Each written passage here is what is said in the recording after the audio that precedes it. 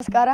ನಾನಿಂದು ಸೈನಿಕ್ ಶಾಲೆ ಬೀದರ್ದಿಂದ ಮಾತಾಡ್ತಿದ್ದೇನೆ. ನಾನು 7ನೇ ತರಗತಿ ವಿದ್ಯಾರ್ಥಿ. ನನ್ನ ಹೆಸರು ಕೆಡೆಟ್ ವಿಕಾಸ್.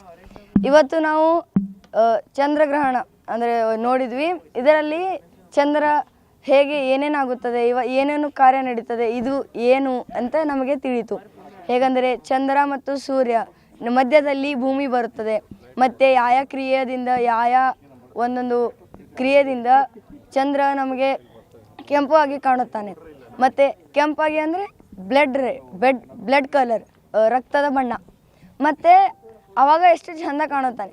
ಮತ್ತು ಎಲ್ಲರೂ ಈ ಮೂಢನಂಬಿಕೆಗಳನ್ನು ನಂಬಬೇಡಿ. ಹೇಗೆಂದರೆ ಈ ಗ್ರಹಣದ 8 ಗಂಟೆ ಆದ ಮೇಲೆ ಊಟ ಮಾಡಬೇಡ್ರಿ, ಮತ್ತು ಹೀಗೆ ಏನೇನೋ ಮೂಢನಂಬಿಕೆಗಳು ಮಾತಾಡ್ತಿರ್ತಾರೆ. ಅದನ್ನು ನಂಬಬೇಡಿ. ಮತ್ತು ಎಲ್ಲ ದೇವರದ ಬಾಗಿಲುಗಳನ್ನು ಮುಚ್ಚಿರ್ತಾರೆ, ಅದನ್ನು ನಂಬಬೇಡಿ. ಏಕೆಂದರೆ ದೇವರು, ನೀವೆಲ್ಲರೂ ಅಂತೀರ ದೇವರನ್ನೇ, ಈ ಇಡೀ ಪ್ರಪಂಚ, ಈ ಇಡೀ ಯೂನಿವರ್ಸ್ನೇ ಅವನೇ ಸೃಷ್ಟಿಸಿದ್ದಾನೆ.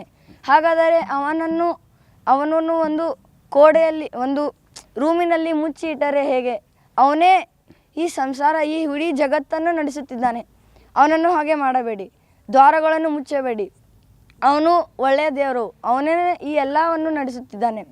ಮತ್ತು ಈ ಮೂಢನಂಬಿಕೆಗಳು ಇವೆಲ್ಲ ಜಸ್ಟ್ ಯಾರೋ ಒಬ್ಬರು ತೆಗೆದಿದ್ದಾರೆ. ಯಾಕಂದರೆ ಇದು ಎಲ್ಲ ಚಲೋ ಅಲ್ಲ. ದೇವರುಗಳನ್ನು ಹಾಗೆ ಮಾಡಬೇಡಿ, ಮೂಢನಂಬಿಕೆಗಳನ್ನು ನಂಬಬೇಡಿ. ಮೂಢನಂಬಿಕೆ ಅಲ್ಲಗಳಕ್ಕೆ ಏನು ಮಾಡಿದ್ರಿ ನಿಮ್ಮಲ್ಲಿ ಇವತ್ತು? ಅಂದರೆ ಹಿಂಗೆ ಏನೇನೋ ತೆಗಿತಾರೆ ಅವರು. ನೀವು ಏನು ಮಾಡಿದ್ರಿ? ನಾವೆಲ್ಲ ಈ ಮೂಢನಂಬಿಕೆಗಳನ್ನು ನಂಬಂಗಿಲ್ಲ ನಾನು. ಯಾಕಂದರೆ ನಾವೆಲ್ಲ ಸೂರ್ಯಗ್ರಹಣ ಆದ್ಮೇಲೆ ಅದು ಊಟ ಮಾಡಬಾರ್ದು, ಏನು ಭೀ ತಿನ್ಬಾರ್ದು ಅಂತಾರೆ. ಜಸ್ಟ್ ಈ ಸಲ ನಮ್ಗೆ ಒಟ್ರುಗಿ ಕೆಡೆಟ್ಸಿಗೆ ಬಾಳೆಹಣ್ಣು ತಿಂದ್ವಿ, ಮತ್ತು ಜಸ್ಟ್ ಕಾಡ ಕೊಡೋದು ಬಂದ್ವಿ ನಾವು.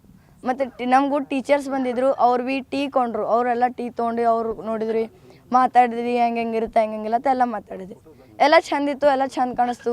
ಮತ್ತು ಹಿಂಗೆ ಸ್ಟೆಥೋಸ್ಕೋಪ್ದಾಗ ಹಿಂಗೆಲ್ಲ ನಾವು ಮೂನು ನೋಡಿದ್ವಿ, ಎಲ್ಲ ಚಂದ ಕಾಣ್ತವೆ. ಎಲ್ಲ ಹೊಸದು ಏನಾದರೂ ಕಲ್ತ್ವಿ. ಇಷ್ಟು ಹೇಳಿ ನನ್ನ ಮಾತುಗಳನ್ನು ಮುಗಿಸ್ತೀನಿ. ಧನ್ಯವಾದಗಳು.